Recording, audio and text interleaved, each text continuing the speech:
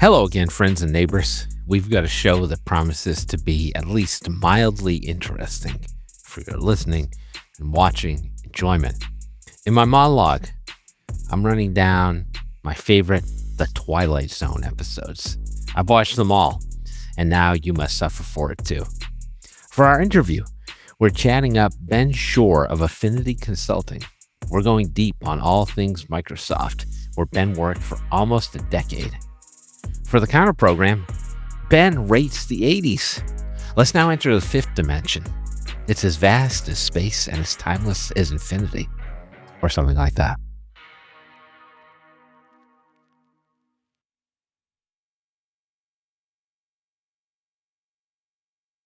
When I searched Twilight Zone on Google to start doing some research for this monologue, the first link that came up was a Reddit thread asking, is all of Twilight Zone worth watching? First of all, that's a worthy assumption to start with for such a great television show. Second, I'm here to tell you that the answer is yes. No plot twist coming, just a hard yes. Now, there are lots of worthwhile horror / sci-fi anthologies out there. Alfred Hitchcock Presents, Tales from the Crypt, American Horror Story, at least the early seasons, The Outer Limits, Black Mirror, Rod Serling's own Night Gallery. But to me, the Twilight Zone is the seminal sci-fi anthology series. Everything about it, everything after it is indebted to it in some way. It's been rebooted several times, 3 more times after the initial run, most recently with Jordan Peele show running. He of Get Out, Us, and Them fame. And that's kind of amazing because the original show was launched in 1959. Before John Kennedy was elected president, before we landed on the moon, before anyone had ever sent an email, the Twilight Zone is fucking amazing, largely because of Rod Serling, who created the show and who wrote a large portion of its episodes, especially the early ones. Now, the show did peter out towards the end of its run, but that was mostly because Serling had been producing banger after banger over the first several seasons and eventually ran out of ideas. After the Twilight Zone, he created Night Gallery, which is more of a straight horror anthology series in order to refresh himself. The writing on Twilight Zone is exceptional. The episodes are so well structured. There are unbelievable ending twists in the vein of M. Night Shyamalan. There are many actors who appeared on the Twilight Zone before they got famous, and the series addressed important themes. Serling was a debater and a writer in his youth, and he put those skills to work on the Twilight Zone. When the Twilight Zone came out, people weren't talking about the evils of fascism and racism, censorship and war, at least not on television. But Serling addressed all those things, sometimes directly, sometimes indirectly, and he took a lot of grief for it, taboo. But go watch Twilight Zone, literally birthed by someone who actually fought fascism, and then tell me how you feel about our current political situation. Serling had been a paratrooper initially, then light infantry, then part of a demolition squad in the Pacific Theater in World War II. So he saw some real shit and would not be cowed about dramatizing it. His detonation regiment was known as the Death Squad because it had a 50% casualty rate. Yeah, they weren't like killing other people. They were being killed themselves. You got to really piss somebody off to get on the demolition squad. Before creating the Twilight Zone, Serling was a scriptwriter for radio and television when he came back from the war. He started to gain recognition in the mid-50s, writing for television anthology shows like Playhouse 90 and Kraft Television Theater. Now, lots of early television was sponsor-driven, and yes, that is the craft of Kraft mac and cheese, which you might be familiar with. So there was some heavy censorship of some of his scripts, including for somewhat inane reasons, like a lighter company not wanting him to reference matches. Feeling like he was compromising all the time for both important and marginal things, Serling decided that he needed his own show so he could say what he wanted. The Twilight Zone was greenlit and released its first episode in 1959.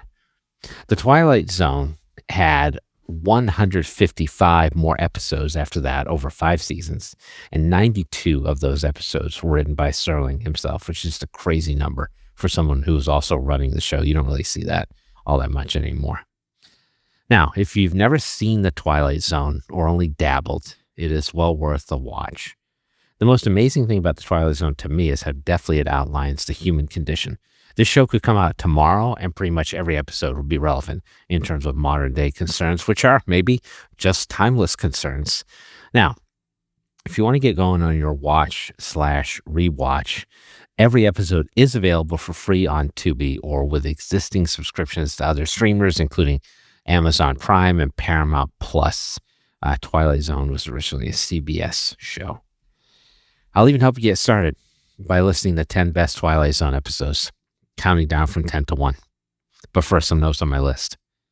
You're going to be angry if you watched a lot of Twilight Zone because I'm not going to include some of your favorite episodes.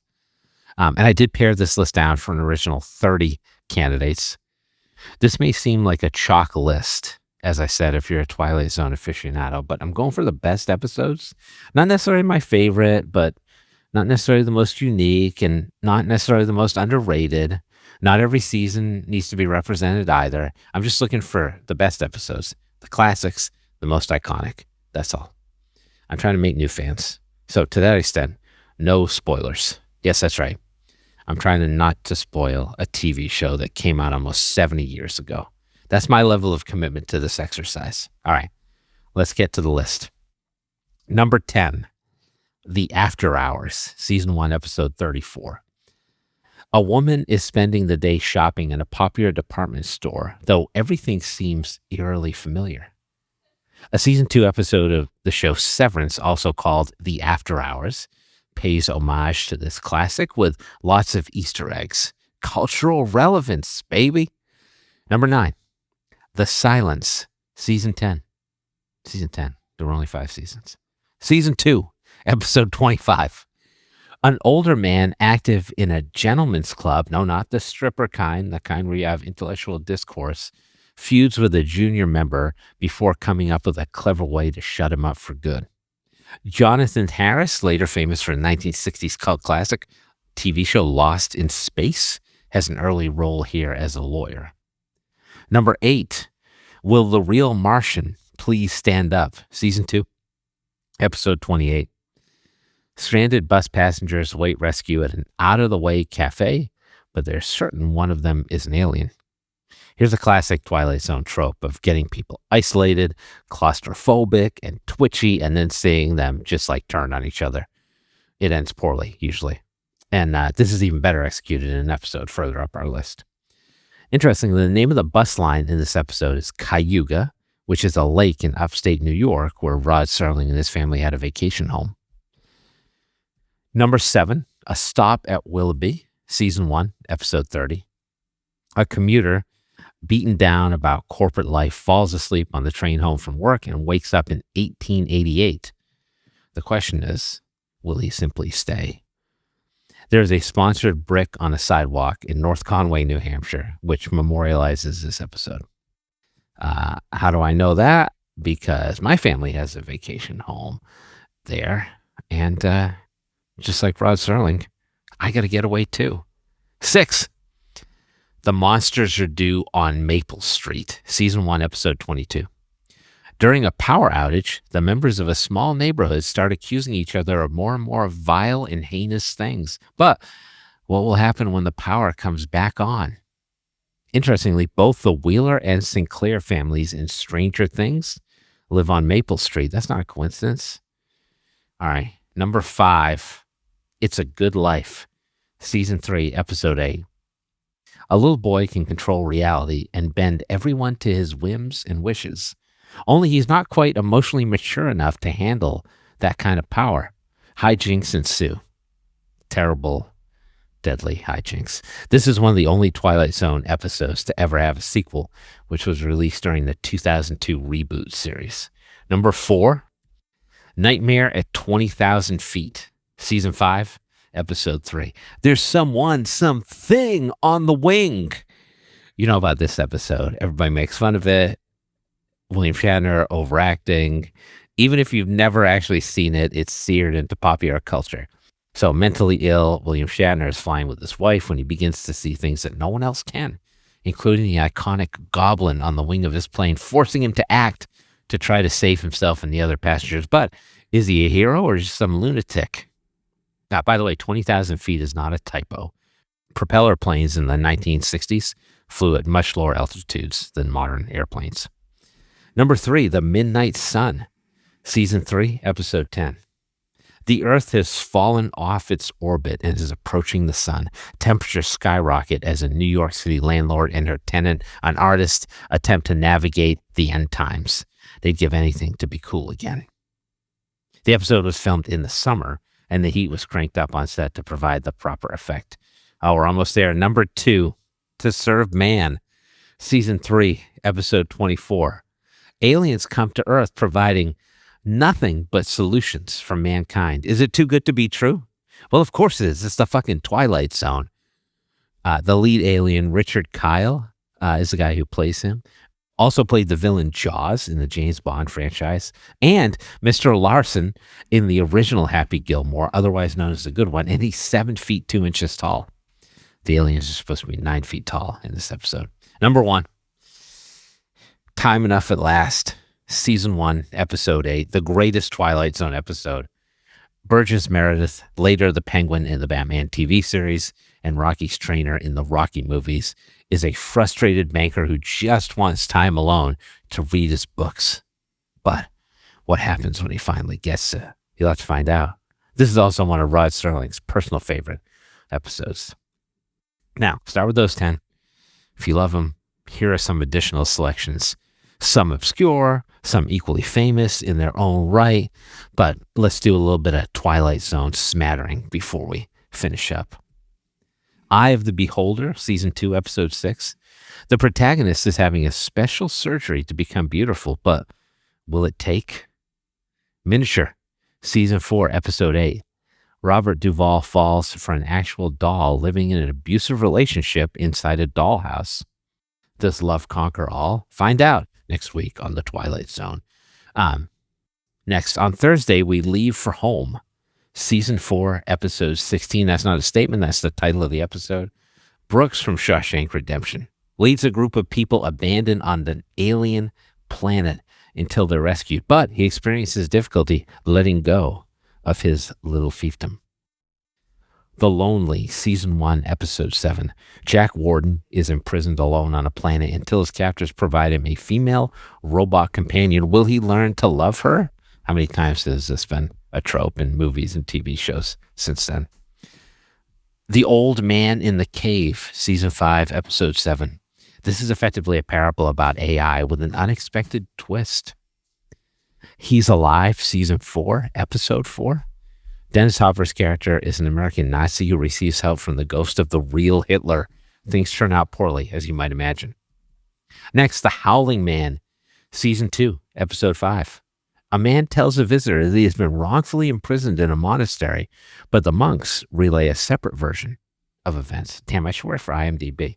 Next, The Obsolete Man, Season 2, Episode 29. Another Burgess Meredith classic with an unique spin on 1984. At least that's what I think. The Brain Center at Whipple's, Season 5, Episode 33.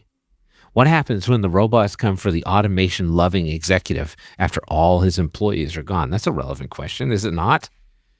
2, Season 3, Episode 1.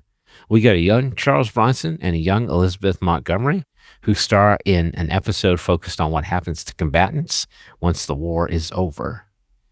Death Ship, Season 4, Episode 6. This is a great Jack Klugman episode. He's a frequent contributor to Twilight Zone, where he's a captain of a spaceship landed on a far-flung planet. The crew discovers they're doubles, only they're dead. The Little People, Season 3, Episode 28. This is a play on Gulliver's Travels, wherein a giant would-be tyrant gets his comeuppance. The Invaders, Season 2, Episode 15. Similar theme, a woman is attacked in her home by tiny creatures and staves them off without ever saying a word. The Lateness of the Hour, Season 2, Episode 8. Almost made my top 10 list. Features a daughter rebelling against her elderly parents with unique results. And lastly, A Nice Place to Visit, Season 1, Episode 28. A common thief discovers that the afterlife is more favorable for him than he might have thought. Now, while it did not make my list of best Twilight Zone episodes, Season 3's episode, Death's Head Revisited, which is sandwiched between It's a Good Life and The Midnight Sun, that's a bad beat, and in which a former SS lieutenant goes back to visit a Nazi concentration camp and is haunted by the ghosts of the people he murdered. This one features one of the singular Rod Serling closing narrations as follows. All the Dachau's must remain standing. The Dachau's, the Belsens, the Buchenwalds, the Auschwitzes, all of them. They must remain standing because they are a monument to a moment in time when some men decided to turn the earth into a graveyard. Into it, they shoveled all of their reason, their logic, their knowledge, but worst of all, their conscience. And the moment we forget this, the moment we cease to be haunted by its remembrance, then we become the gravediggers. Something to dwell on and to remember, not only in the Twilight Zone, but wherever men walk God's earth. Goddamn, I love a good Rod Serling monologue. Maybe the whole show should be me reading Rod Serling monologues. No, I can't do that. Can I? Now that your weekend plans are locked in, let's talk with Ben Schorr of Affinity Consulting. I'm micro hard just thinking about it. See what I did there? All right, he's up next. So am I.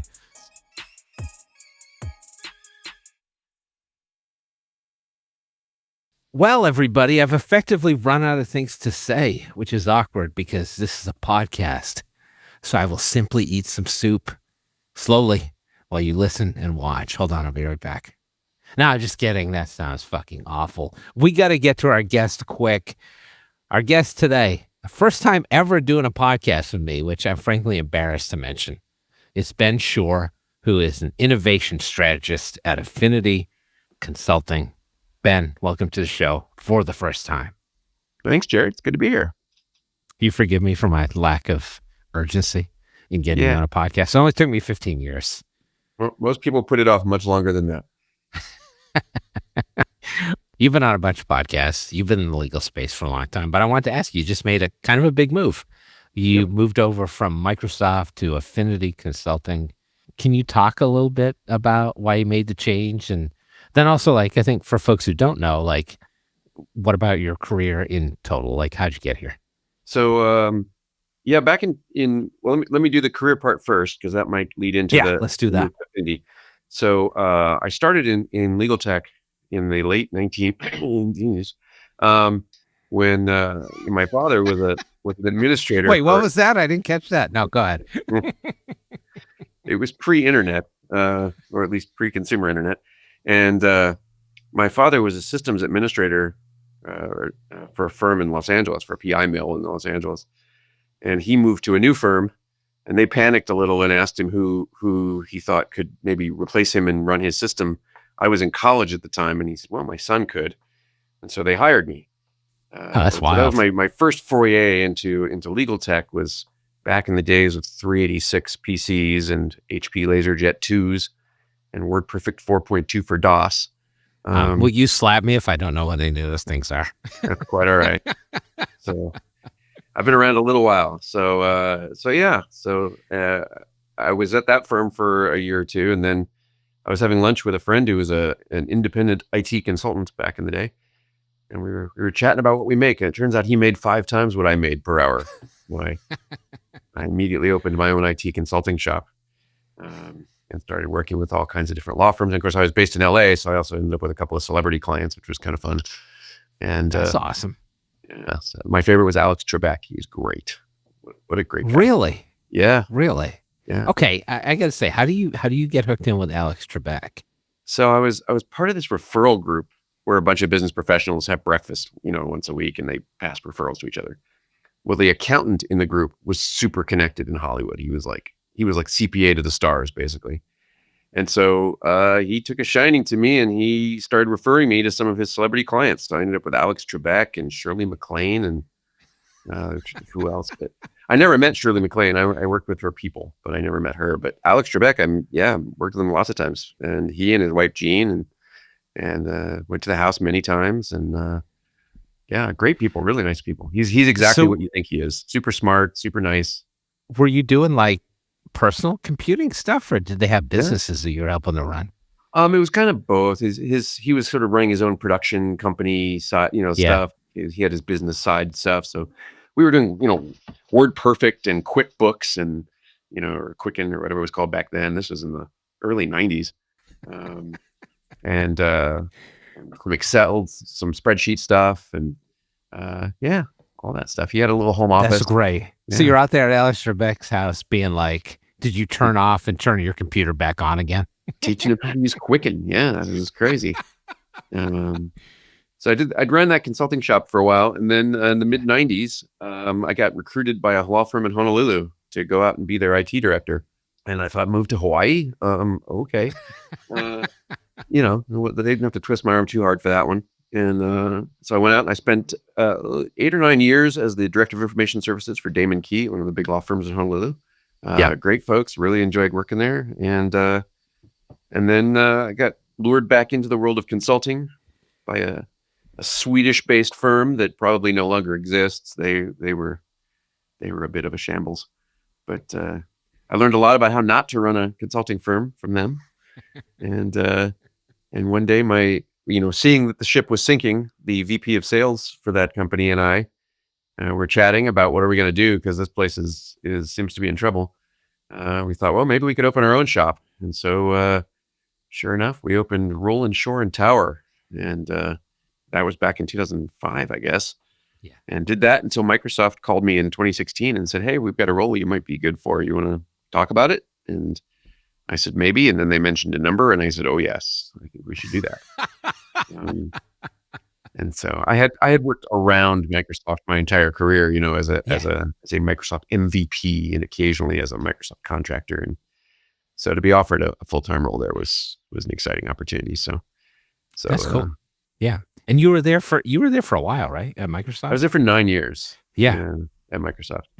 And then this May they told me that my role was being eliminated along with a couple thousand of my closest colleagues.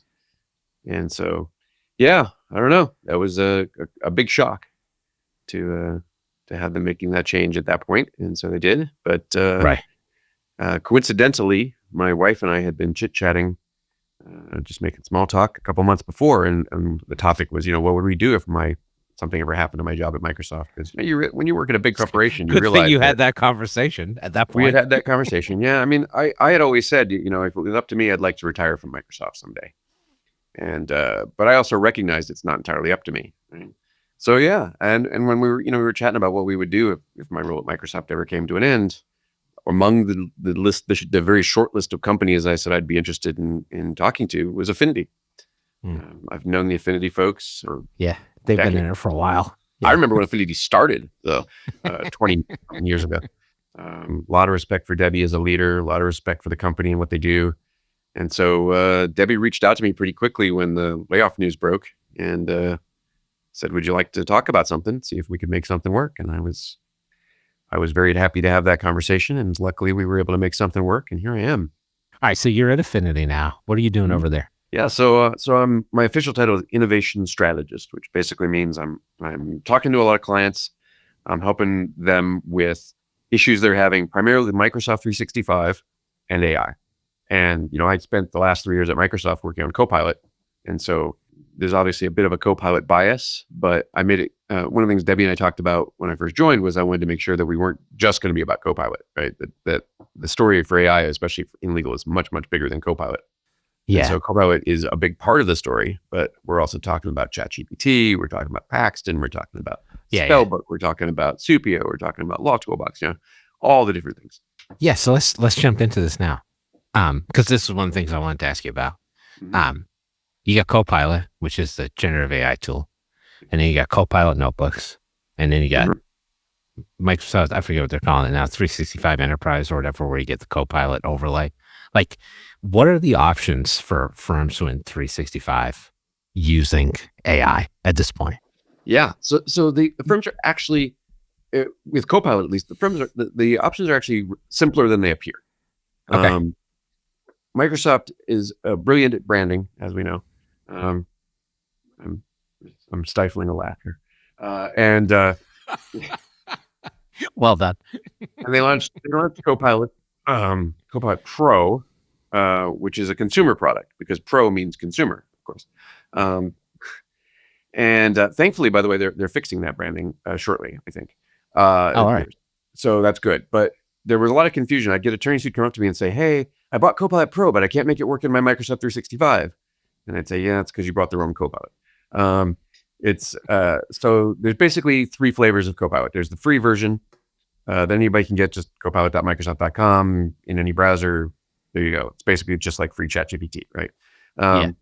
Then there's the Copilot Pro version, what's been called Copilot Pro, but that's for home users, and that only works in Microsoft 365 family and personal subscriptions. So if you've got a business subscription, which you should as an attorney, Yeah. and your Copilot Pro won't work for you. That's the $20 a month version. And then the $30 a month version is Microsoft 365 Copilot. That's the one attorney should have. It's the only, that's the option. It's just that one. It's $30 a month per seat. Like one thing that's kind of surprised me is how few attorneys have ever given me any pushback on the price. Because we always thought, well, $30 it's a so month. cheap. Like, Actually not. Yeah, I mean, it's $1 a day, basically. I mean, if we're talking about like licensed users, then I guess it gets a little expensive, but still what you're getting out of the nice it. thing is that, you might have, in your firm, maybe you've got 25 licensed users of Microsoft 365, for example. Do you have to buy Copilot for all of them? No, you don't. I mean, if you've got 5, 10, 15, 17, however many people are going to use it, you can buy that many licenses of Copilot. So you don't have to give Copilot to every single person in your firm if they're not going to use it. A lot of times what we find is that firms will start off with a small pilot group, a few attorneys who are anxious to use it, maybe a couple paras, whatever. And so they start off with a half a dozen licenses. But then after a little while, the other attorneys start to see what the guys who have it are doing with it and go, well, I want that too. And so it tends to grow it kind of organically as people figure out, oh, wow, there's some stuff I can do here that would be helpful. Yeah, and I'll be like, I can gripe about Microsoft as good as the next guy, but like I also think it's difficult for people just to find the products to buy, which is why I wanted to ask you about that. I think that's true of Google too. Like, what do you get? Like, who knows? I think it's hard to find. Yeah. With Microsoft, I say, for most firms, Microsoft 365 Business Standard is probably the right plan for most small to mid-sized firms. Yeah. There's Microsoft 365 Business Premium if you want the more advanced security stuff, which is perfectly reasonable. If you're bigger than 300 users, which is, not that many firms, but some, then you're looking at the E3, E5 kind of plans. If you really want like the advanced e-discovery stuff and the teams calling, and like if you really want the whole shebang, you're all in on it, then okay, sure, Microsoft 365 E5 is your plan. You could do that even with 3 users. I mean, you don't have to have 300 users to do E5. But that's for the firms that are really going to go whole hog on all the Microsoft stuff. Yeah. But no matter which of those plans you get, if you want Copilot, it's just one plan. It's Microsoft 365 Copilot. Now that you're free of the Microsoft shackles, Yes. what do you think of the broader AI landscape? Like, what should people be looking at for generative AI tools? Or some better than others? What other products do you like that people should be looking at that they might not be aware of? Yeah, it's it's interesting. I joked recently that every time a bell rings, a new legal tech AI product is launched. Yes, I think that's true. I actually, for a demo presentation, I had either Copilot or ChatGPT, I forget which it was. I used both and others.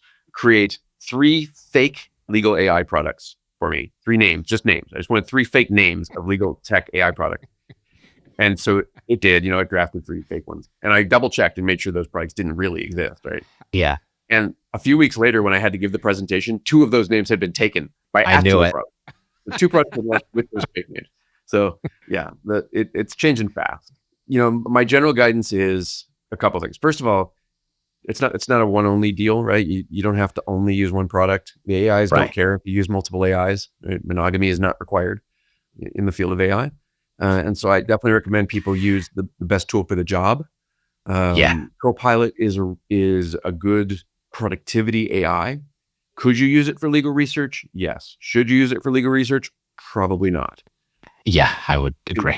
It's not really tuned for that, right? I mean, will it do it? Yeah, it'll try, sure. But that's not its primary function. So using Copilot for your productivity AI and using something like Lexis or using Paxton or something like that, or CoCounsel, right, as a more legal specific for those use cases, perfectly okay to do that. Yeah. At the same time, you want to be careful not to end up with 50 different AI tools, because then you're sort of paralyzed by which tool do I use when, and you don't want to end up Yes. in that situation.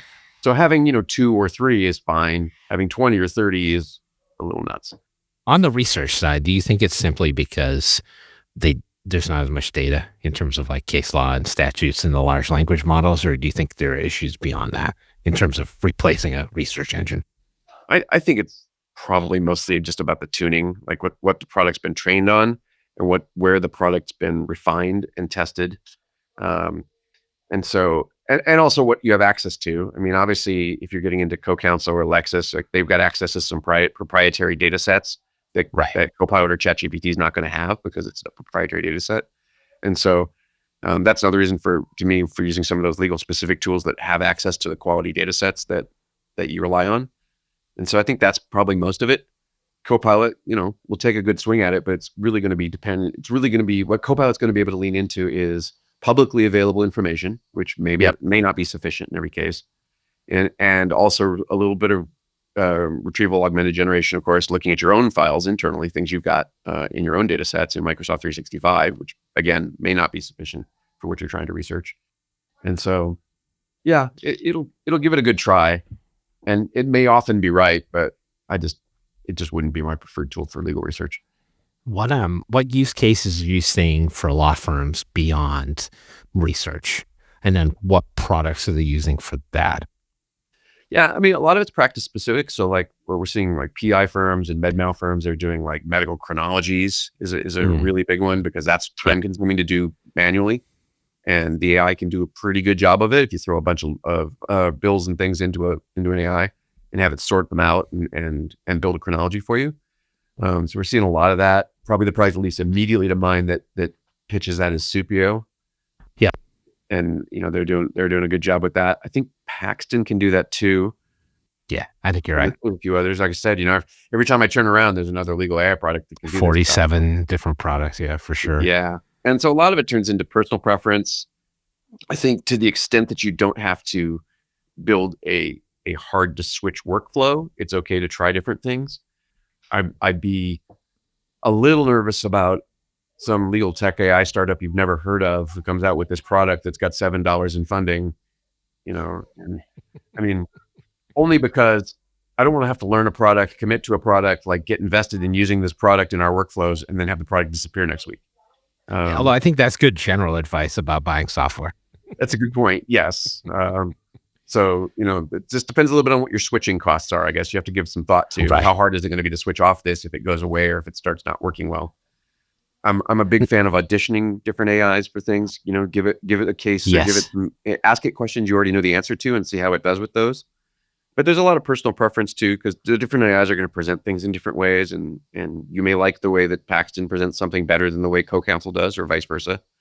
And so that's just a personal preference thing. It feels like the pricing is all sort of sorting out. Water's finding its level a little bit. Yes. So the pricing is not as big a differentiator as it normally might be. What are you seeing in terms of custom GPTs? Are only big firms experimenting with those, or small firms testing it out? Yeah, I'm finding some big firms are doing it and some small firms, but the small firms who are doing it are mostly people who are tech enthusiasts. It's these guys who have a Linux machine at home in the closet. Yeah. They just like playing with it, and there's nothing wrong with that. That's fine. If you're a tech enthusiast and you want to play around with doing that stuff, that's cool. I do find some firms are using custom GPTs on a I hate to say primitive because that sounds pejorative. They're not creating these like autonomous agents that are out there, doing everything for them, but they are getting a lot of value out of some custom GPTs. Like I saw one guy who had built a custom GPT in ChatGPT that did a daily news briefing for him. And it was as simple as he was able to tell it. That's a legit use case. Yeah. Absolutely. And he was able to tell it, give me a daily news briefing. I want the headline and a quick summary. Use only authoritative sources. Keep your tone neutral. And I'm interested in these topics. So he had like business and economics and legal tech and intellectual property or something like that. And he said, I'm not interested in celebrity gossip. So he was able to build a little kind of a custom GPT that gives him a personalized daily news report with links back to the original sources. And that's, saves him a ton of time and gets him up to speed quickly on the headlines of the day. And I've seen variations of that for practice areas, like give me the top news items over the last week that are impactful in my practice area. Yeah. That's cool. Similar question. Have you seen people using some of the notebook tools? You talked about Copilot notebooks. Google Notebook LM, I think, is really good also, which is kind of a different thing for folks because like you're imbuing it with the data and then it is doing things on the data that you input. Like there are law firms using those. And what do you think about those? I have not seen very much use of that yet. I've seen a little bit, but not that much. I see a lot of people playing around with it. One of the first things they want to do is do the audio overview where it creates the little custom podcast. People love that. Yeah. Yeah, that's pretty cool. I actually used that. I uploaded 2 different. So Microsoft does an annual, I think they call it Future of Work report. And then Thomson Reuters or somebody had done one also. And it was basically these, 12-page thought pieces with research on, what percentage of people are using AI, what percentage of people are working from home, and, what's the future of work look like, that kind of stuff, productivity and what's the state of work. And so I uploaded a couple of those reports and I had to generate the audio overview. And so I listened to it while without taking a walk, it was this 20-minute podcast comparing and reporting on the reports. That was pretty interesting. That was kind of it was semi-useful. That's a great use case. And that's so simple for people to do, like just uploading information like you do anywhere. Definitely. Can I ask you 3 more Microsoft-related questions, non-AI division? Well, Okay. I'll only do 3. I won't tax you. Number 1, are people still using desktop versions of Microsoft tools? And if they are, what's your pitch to get them off of it? Do you think they need to get off of it? Because that's going to sunset at some point, right? Like there aren't going to be any more desktop tools. Probably not anytime soon. I mean, especially in corporate and definitely in legal. I mean, the desktop versions still rule. And there's a couple of reasons for that, I think. One is just inertia, right? I mean, the attorney's been using the desktop version of Microsoft Word since Microsoft Word existed. And so they're just not moving off it. But also capability. The web versions are getting features quickly. In fact, in some cases, new features come to the web version first because it's easier to deploy them to the web version. Yeah. Or it is to deploy them to the desktop versions. So that happens, but they're still a lot less capable than the desktop versions. And also things like lawyers especially, but also just corporate general, are really dependent on third-party add-ins, whether it's Clio or MyCase or whatever your third-party add-in happens to be. And most of the time, the third-party add-ins are built for the desktop apps. They're not really built for the web apps as often. You're seeing that now with the classic Outlook, new Outlook situation, where new Outlook is sort of a PWA. It's sort of a desktop version of the web app, but it means that a lot of the classic add-ins don't work. And that's the number one reason why I hear attorneys aren't using new Outlook is that they have add-ins that they count on, whether it's Net Documents or whatever, that work in classic Outlook and don't work in new Outlook. Okay. Question number 2. I hate Microsoft Teams. Am I wrong? Well, I mean, you're entitled to your feelings. I mean, your feelings are valid. If I was another attorney who's a Microsoft Teams skeptic, like I would rather use Zoom, Slack, other applications outside of Teams. Like if I was a skeptic, what am I missing out on? What are you missing out on? Well, I mean, there's a lot of cool integration with the other Microsoft stuff that's kind of built into Teams. You're missing out on $9 a month or whatever it is you pay to add Slack or Zoom to your your account when you've already got Teams. I think Teams is good. I'm kind of the opposite situation. Especially having been at Microsoft for 9 years, like all we used is Teams basically. Yeah. So it's just what I'm familiar with. And so it's where I'm more comfortable. Nowadays, of course, now at Affinity, we use Teams, we use Zoom, we use everything. It depends on what client we're talking to and what the situation is. So it's, but it's a toolkit. It's whatever tool you like best. I think Teams has the integration to Microsoft 365 is probably the number one selling point for Teams. And having all that, having that compatibility, the easy setup, easy management.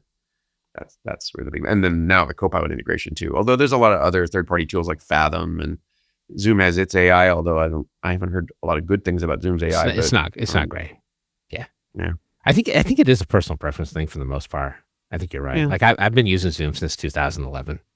So I've that always much said, time. Yeah. If it's not broken, don't break it. Right? I mean, It's fine. There's no rule that says you have to use Teams. I'm working with a firm right now that's moving to Teams, partly because they want the integration, partly because they think it does everything Slack does, and they won't have to spend the money on Slack every month. Yeah. They already get Teams. I get that a lot. A lot of customers at Microsoft 365 were like, what else do we get with this Microsoft 365 thing that we don't even know about? And we started talking about forms and Stream and Clipchamp and all this other stuff. And then they go, oh, wow, that's all in Planner. And they're like, oh my gosh, we've been spending all this money on all these third-party tools to do that stuff. And we could do it's all in Microsoft 365. Yeah.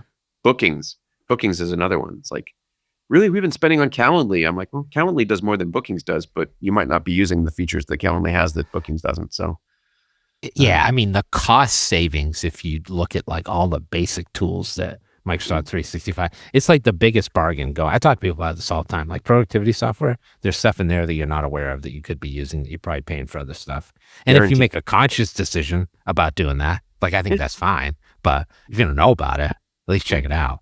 I tell people now when they're asking me about should I be using Calendly, I'll say, well, you know what? If you're a Microsoft 365 subscriber, try Bookings first because you've already got it.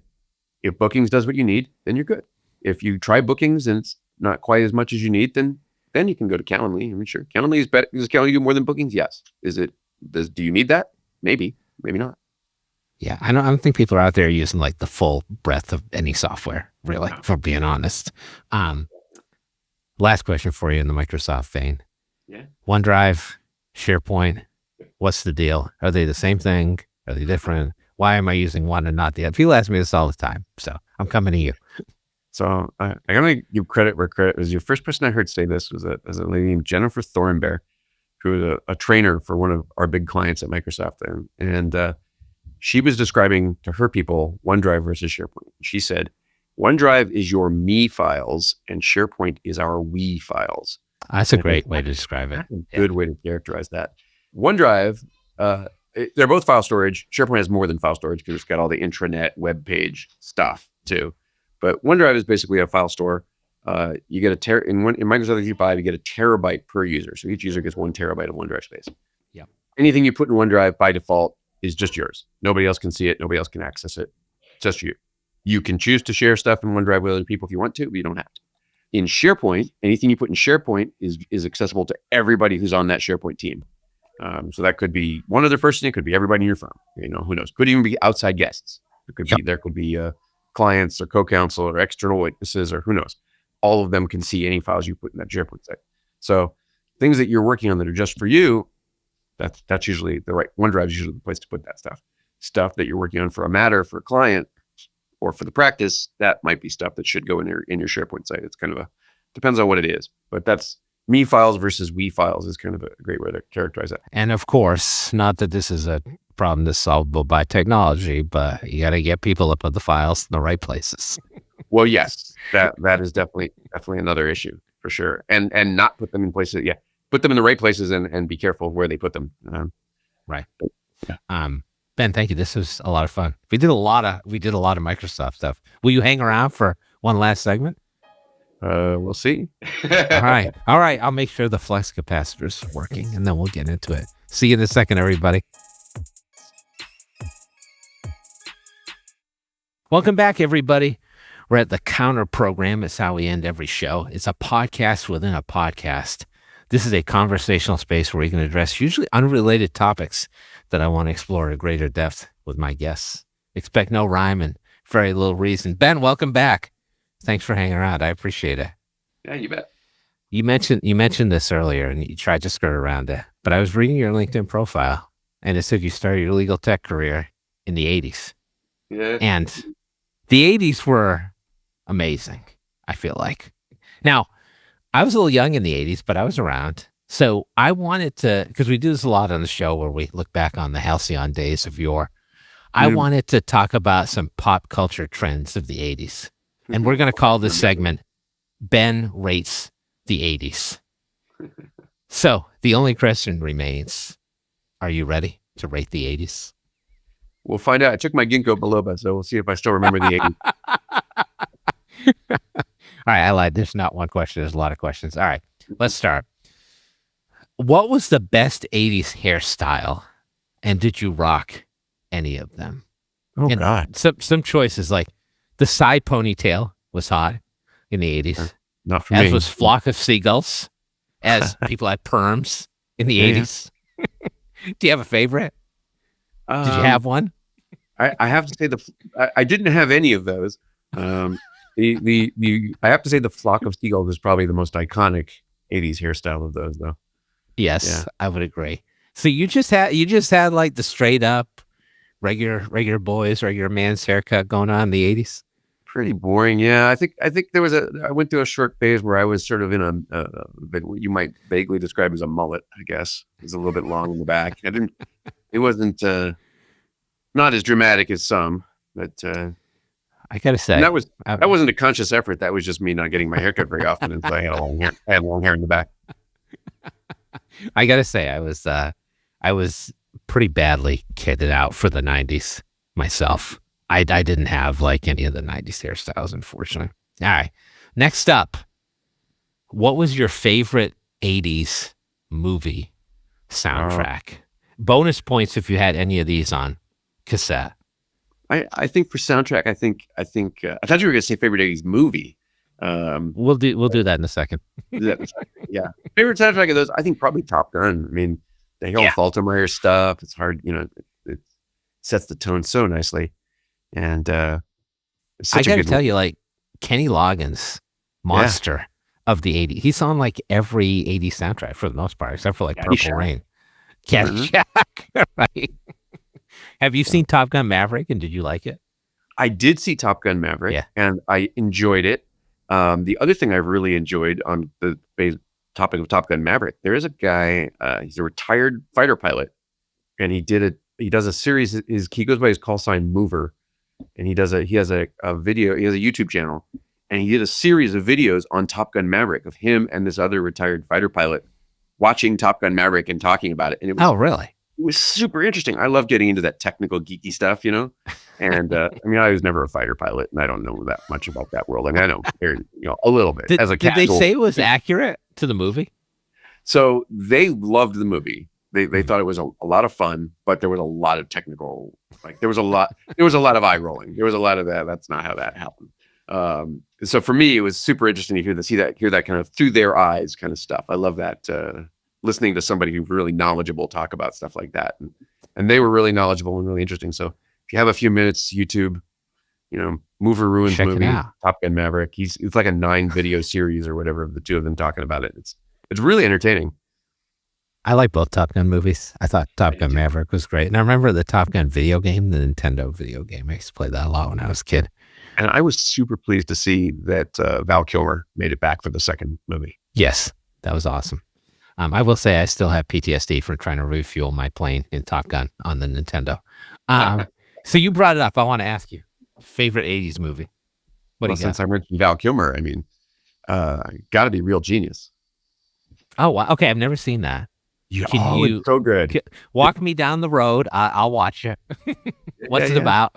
So Real Genius it's a comedy. It's a very, very comedy, and it's about a young high school science protege who gets admitted to Pacific Tech, which is loosely modeled after Caltech, and to work on this special team, at Pacific Tech, and Val Kilmer plays Chris Knight, who's the wacky, irreverent senior on the team.